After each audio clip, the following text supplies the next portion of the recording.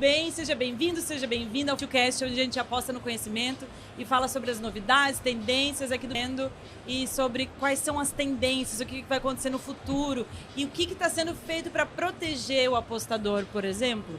Hoje eu convido o Felipe Sena, que é o nosso advogado, que escreveu um livro sobre isso. Chama-se A Regulação da Sorte na Internet, as diretrizes e parâmetros de regulação de jogos de fortuna online na ordem econômica do Brasil. Percebe-se que ele é advogado pelo tamanho do título do livro. Felipe, seja muito bem-vindo. Olá, Bruna. Olá, nossos ouvintes. É um prazer ter sido convidado para falar de um tema tão relevante. Espero contribuir um pouco com o conhecimento, né, do livro, um pouco do conhecimento de mercado nesse momento tão especial. Como é que é, Felipe? O que você tem visto que foi começado a ser aplicado na regulamentação, que chamou mais a tua atenção nos últimos meses? Olha, a transição do mercado cinzento para o mercado regulado foi um dos principais eventos, né, dos últimos meses, agora em janeiro. A necessidade de conformação das empresas, né, em um período até curto, se considerarmos o tempo. Super curto, foi rápido. Exato. Acho que foi uma das questões mais relevantes. E agora, na última semana, a gente está aqui gravando do SBC Rio, a necessidade de que as empresas já apresentem um plano de adequação, de prevenção à lavagem de dinheiro. Isso foi muito interessante. Então você apontaria a rapidez e a velocidade da implementação da lei como teu favorito, assim, teu ponto de mais atenção. Acho que acaba sendo o mais interessante. É muito bom. A gente sabe como a lei brasileira demora um pouco também, né? Foi realmente tempo recorde, né? Exato. E a gente está tratando de um mercado que a tecnologia avança muito rápido. Sim. Então, enquanto o debate muitas vezes está acontecendo no Congresso, na Câmara dos Deputados, no Senado, a tecnologia sobre a qual eles estão debatendo já passou. Interessante. Então, a velocidade foi... Eu acredito que a velocidade ela tem muito a agradecer da cooperação do próprio mercado com a formação da lei, você concorda? Sim. Aqui no Brasil a gente acabou não tendo muita base legal anterior. Sim, era proibido, de repente abriu e agora conformidades, né? Exato. E a equipe da SPA é muito bem qualificada, mas eles tiveram que enfrentar um mercado novo, com critérios diferentes em vários países. Então a contribuição do mercado, dos operadores, das empresas B2B, dos meios de pagamento foi muito importante para adiantar e otimizar esse processo de regulamentação. Bacana. Você acredita que essa lei, entendendo da lei mesmo, você acredita que ela bebeu em fontes como quais? A gente estava mencionando regulamentação de territorialidade, como Las Vegas, ou regulamentação do Reino Unido. Você acredita que a lei brasileira, a gente não é brasileiro, sempre com aquela síndrome de vir depois dos países anglófonos, você acha que bebeu mais aonde? Nos Estados Unidos ou UK? Ou o que ela pegou de cada um? A lei ela teve parâmetros, né, bases de algumas outras jurisdições, alguns outros países. Muito do que se fala em Las Vegas, muito do que se fala no Reino Unido, alguns detalhes de outros modelos regulatórios, como por exemplo da Coreia. Mas toda vez que um modelo regulatório, toda vez que os jogos são legalizados em um país, marcos, a gente tem isso várias vezes na história do mundo, marcos regulatórios do jogo. Exato. E a gente não pode... Importante saber. Sim, importante saber. E a gente não pode pegar um outro modelo regulatório, uma ideia de outro país e aplicar no nosso... Ainda mais no nosso, né? No Brasil, que já é essa pluralidade gigantesca, esse modelo único no mundo, né? Exatamente. Esse carnaval. A gente tem que pensar na cultura, nos hábitos, como que a sociedade se comporta em relação àquela atividade e pegar assim, as melhores práticas de outros países, mas fazer a nossa própria história, né? faz sentido. Então, teve influência de Las Vegas, teve influência do Reino Unido, De outros regulatórios. Exatamente, de outros modelos, mas a ideia é sempre construir um modelo genuíno que se adapte ao brasileiro, à lei brasileira, ao governo brasileiro e à sociedade como um todo. Eu tenho falado com algumas pessoas e elas têm dito que, inclusive, o mais interessante é que os operadores, o mercado, ele está conseguindo se adaptar bem, mas o jogador não está conseguindo se adaptar bem à fricção que ele tem agora no processo de KYC, de colocar uma conta dentro da bet que ele está acostumado a operar, ele esperava mais rapidez do processo. Então, assim, é engraçado você imaginar que uma coisa pensada pelo governo para regulamentar, para tornar mais seguro para o cidadão tá tipo, mas eu queria que fosse mais fácil. Você não imagina como foi difícil para o operador, né? Sim. Não, os operadores tiveram bastante trabalho. Agora, com a transição, né, das plataformas, a reestruturação da base de clientes, realmente teve muito trabalho, porque o pessoal estava acostumado a chegar ali, colocar o CPF ou o número de telefone, ganhar uma R$500 senha e ganhar R$500 de bônus. Isso. Agora o pessoal tem que fazer o que vai se apresentar documentação, o reconhecimento facial, que está, né, em fase de implementação.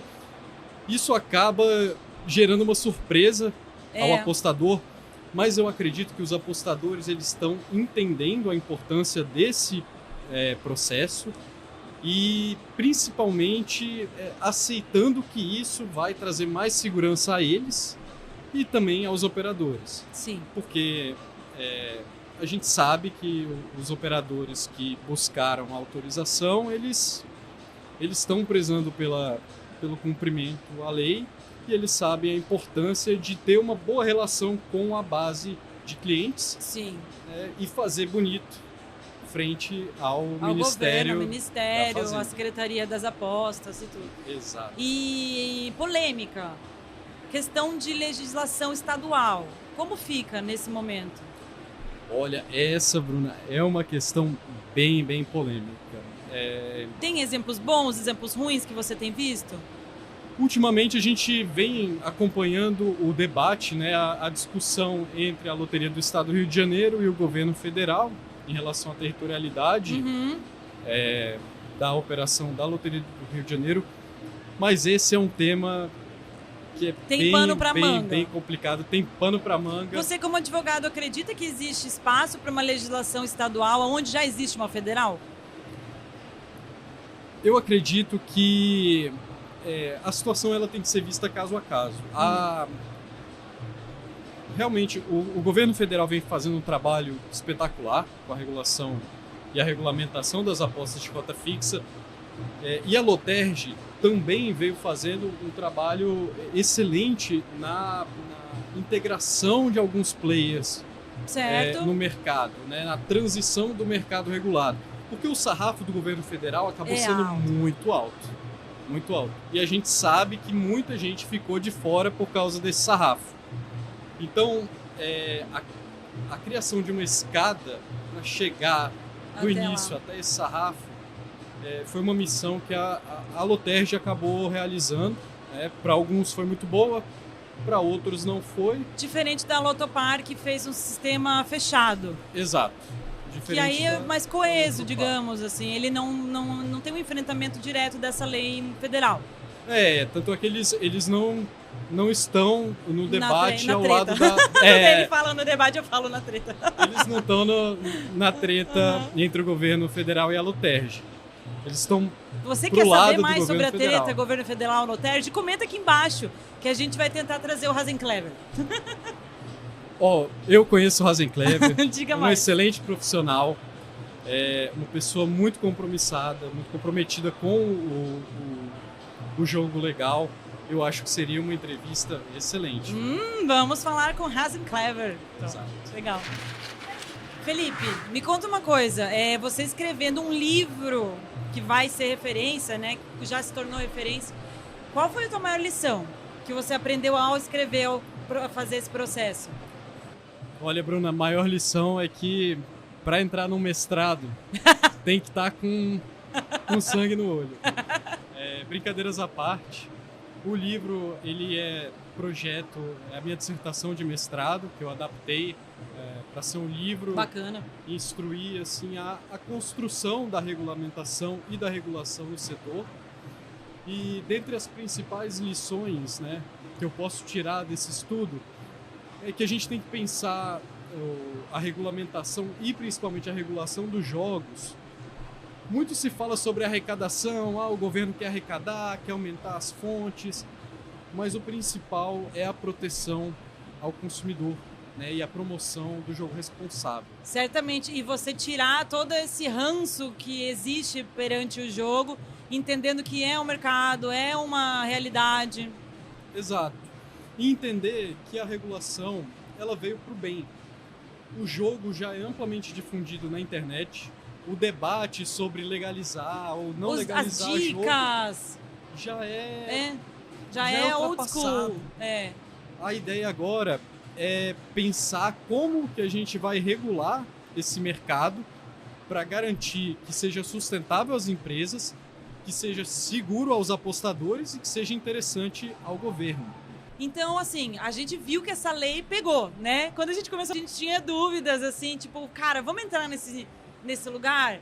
Porque foi criado pela TRI como instituição de pagamento, a gente atende só mercado regulado e se propôs a atender só mercado regulado, enquanto ainda existem algumas que vão para o mercado cinza. Então, assim, já que a gente comprou isso, vamos começar o programa, vamos chamar os convidados para falar como a lei é importante, enfim. Só dando um pouco de contexto para dizer que pegou, está pegando. Né? A gente vê que várias leis no Brasil, talvez elas não tenham todo esse... Né? Você, como advogado, sabe bem, não pega, assim, essa lei não pegou muito bem. Então, assim, você acredita que tem algum desafio muito importante que a gente precisa ultrapassar para que ela pegue, de fato, para que ela seja uma realidade? Ou você acha que ela já é uma realidade? Me fala. Ela é uma realidade, mas para ela continuar sendo uma realidade, é muito importante que o poder público entenda, né, o dano que o jogo ilegal faz. Sim. Em relação ao mercado regulado. Tome as precauções e as providências. Exato, tome as providências, porque a gente está vendo que os bloqueios não funcionam. Pois é. Os sites continuam operando em uma concorrência totalmente desleal. Sim, as instituições de pagamento que estão fazendo pagamento para esses sites, elas não fecharam. E aí vem um ponto muito importante. Normalmente essas empresas que operam o jogo de forma irregular no Brasil, elas estão sediadas em paraísos fiscais. Sim. E muitas vezes é difícil alcançar essas empresas. Entendo. E elas mudam, a tecnologia, como você mencionou, muda rápido. Exato. Mas quem permanece? As instituições de pagamento que estão possibilitando... Eu acredito que seria um atalho muito fácil você ir direto na instituição que está possibilitando esse tipo de transação. Exato. Parecia que era, vamos ver, né? Exato, mas a gente ainda não viu medidas coercitivas muito fortes em relação a elas. Porque, querendo ou não, tem que ter alguém no Brasil para receber o dinheiro e alguém para fazer essa remessa para o exterior. Não adianta a gente ficar muitas vezes bloqueando o site tal que, né, em 2 horas não dá pra você já ir tem uma solução. No final, no consumidor final, digamos, né? Exato. É a mesma coisa, um problema da maconha. Não dá pra você ir no consumidor final. Você tem que ver um intermediador também, para onde ele está intermediando. Exato. Porque é uma pessoa no Brasil, é uma empresa no Brasil que estão sujeitas à legislação brasileira. Exato.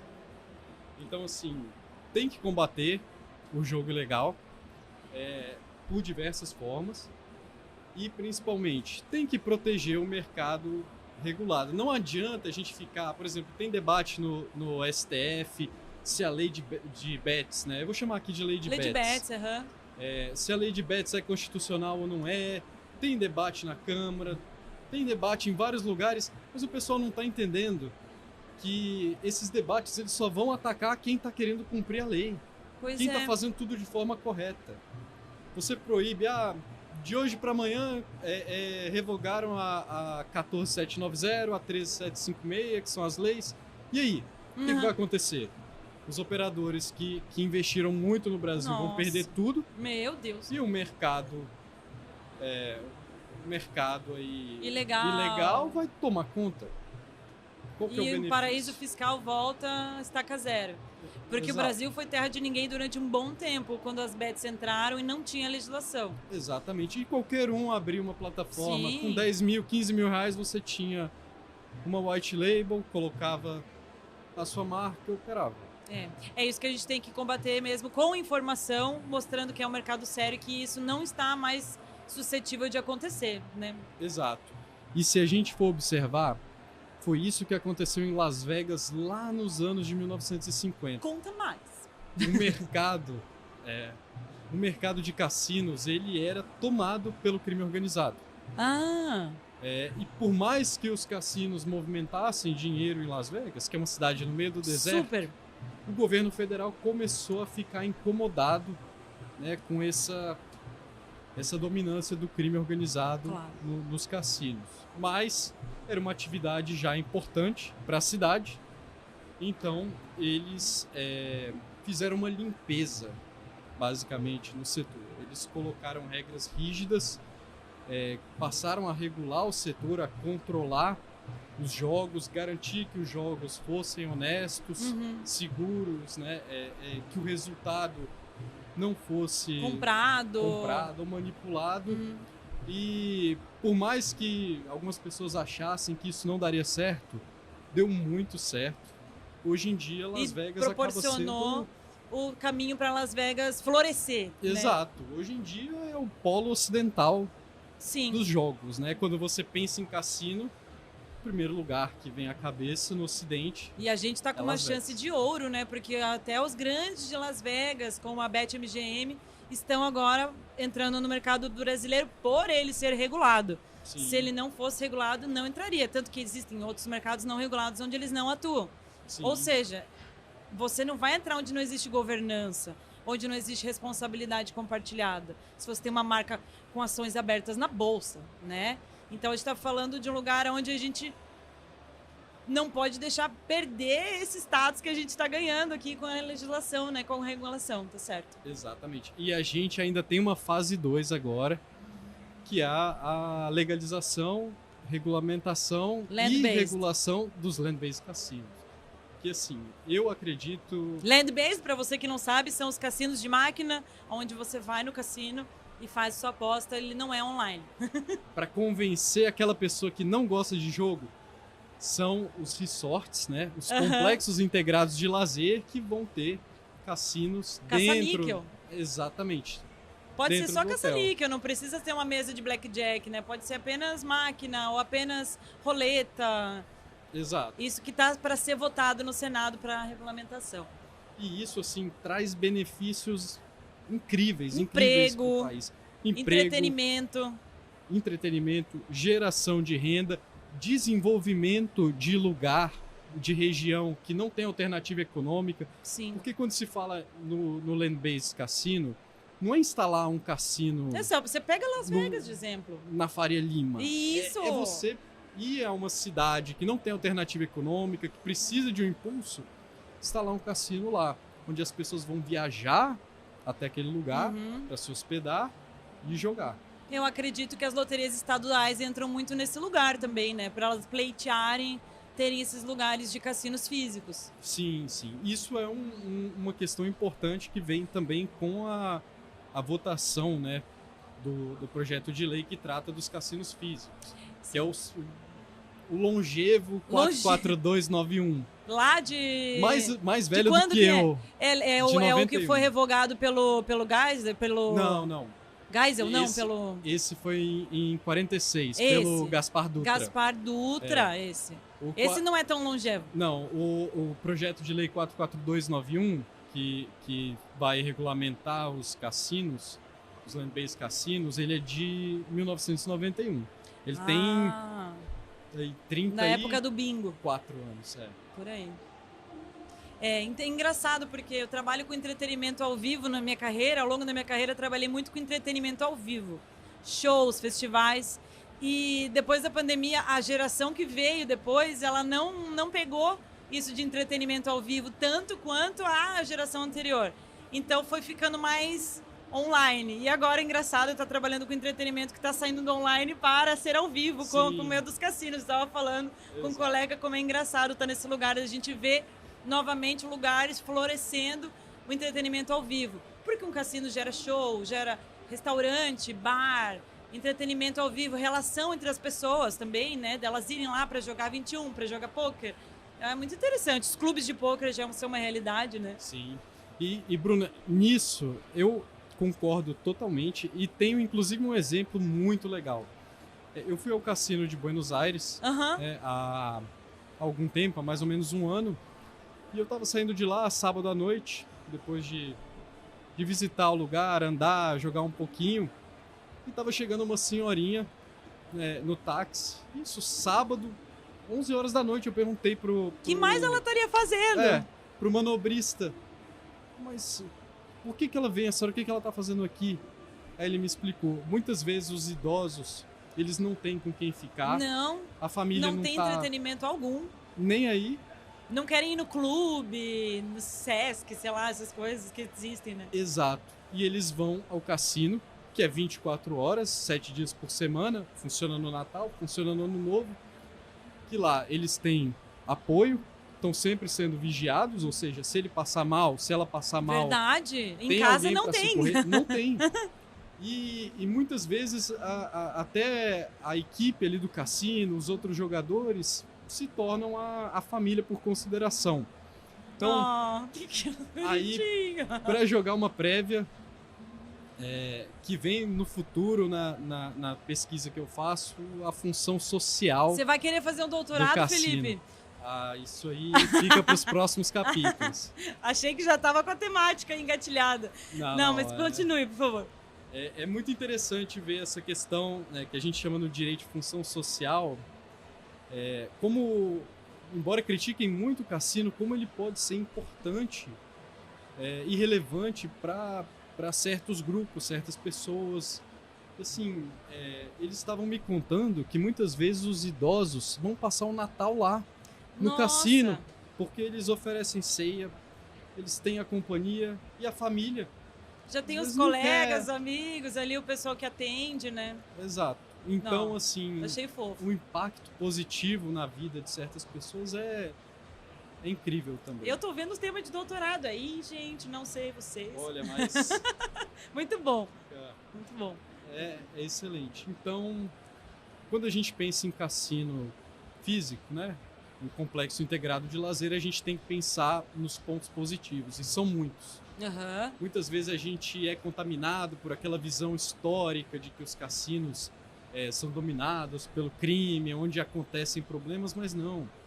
A gente vê por outros modelos regulatórios que os cassinos eles podem ser muito bem trabalhados e gerar vários benefícios para a sociedade, e aqueles problemas históricos podem ser completamente mitigados. Até porque as sociedades mudam, elas não são as mesmas de 40, 50 anos atrás. Não é. Né? E a gente tem mecanismos para garantir, né, essa segurança. Não voltar atrás. Exato. Bons exemplos, como foi feito com a própria regulamentação brasileira agora, que subiu no ombro de gigantes, digamos, para conseguir fazer em tempo recorde uma regulamentação. Se não visse regulamentação de outros países, como você citou, talvez demorasse muito mais tempo para isso acontecer e sair do papel. Exato. Mas a contribuição do setor foi essencial para a gente chegar onde a gente está. Sim, por isso que eu digo, se você vai fazer o KYC, demorou um pouquinho, fica na linha, continue o KYC, você não sabe o que o operador está tendo que pagar e passar para você conseguir fazer isso de uma maneira segura. Exato. E mais importante, o KYC é para o seu bem. Sim. Então valorize o KYC. Quando o pessoal reclamava que não conseguia sacar, que tinha as contas bloqueadas, o KYC é uma das ferramentas que garante que o saque no final vai ser realizado, por exemplo. Né? Legal. É uma grande reclamação dos apostadores. Sim, agora na entrada e na saída é sempre a maior reclamação, né? Exato. Mas tem que ficar atento porque precisa verificar toda a parte de histórico, de apostador e tudo para ver se bate, né? E o KYC isso. Facilita e muitas vezes até automatiza isso. Sim, total. Gente, adorei ter o Felipe aqui, foi muito legal o nosso papo. Felipe, quer deixar uma última mensagem? Bruna, foi um prazer. Se o pessoal tiver interesse no livro, pode me procurar nas redes sociais, no meu LinkedIn, Felipe Sena, que a gente combina um preço especial e dá um desconto para os nossos ouvintes, né? Sim. A preço de custo o livro, para caso o pessoal queira adquirir. Bacana, legal. Também, claro, né, uma pessoa que tem um mestrado, convidem ele para palestrar, para falar sobre esse tema, certo? Porque é interessante pra caramba. Eu fico honrado em poder ter você aqui de graça. Muito obrigado, Obrigado. Felipe. Foi um prazer. Foi um prazer. Gente, sigam o canal, entrem aqui, venham sanar suas dúvidas, entender um pouco mais sobre esse mercado e aguardem mais convidados bacanas aqui pra gente entrar em assuntos diversos desse mercado de gaming, iGaming e de land-based cassinos e tudo mais. Valeu, até mais, obrigada por estar aqui com a gente.